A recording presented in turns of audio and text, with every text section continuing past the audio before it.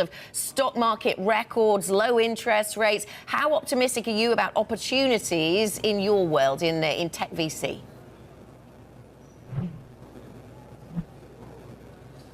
Oh, this is a great time for tech VC. There is plenty of money around, so it's somewhat competitive, but it's an exciting time.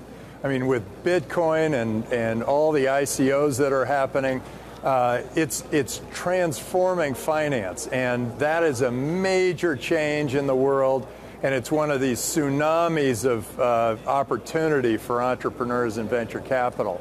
So I'm very optimistic. I'm excited about what we've got going, both in the private markets and in the public markets.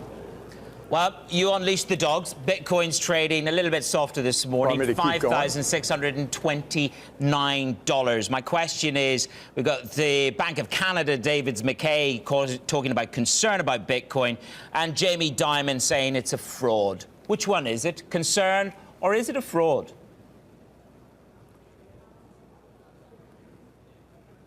I think it's neither. I think both of them have a vested interest in making sure that these cryptocurrencies don't spread. And if you ask me 5 years from now what I think this is going to all look like, I think people are going to laugh if you try to use fiat currency at Starbucks. I think cryptocurrency is much more transportable. It's much easier to use. It's a better store of value. And all of these companies that are starting are transforming society. This is the most exciting thing that's happened in my world, even more exciting than the internet was.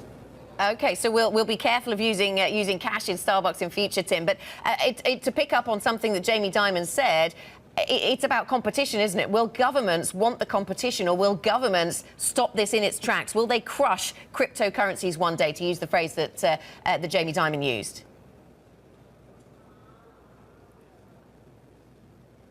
I think governments are in competition for the great minds and the capital and the entrepreneurs of the world, and they will try to crush these at their peril.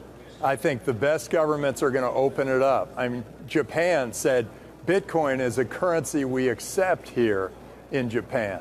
That attracted so many good entrepreneurs to Japan. It made Japan like a very important country in this new technology.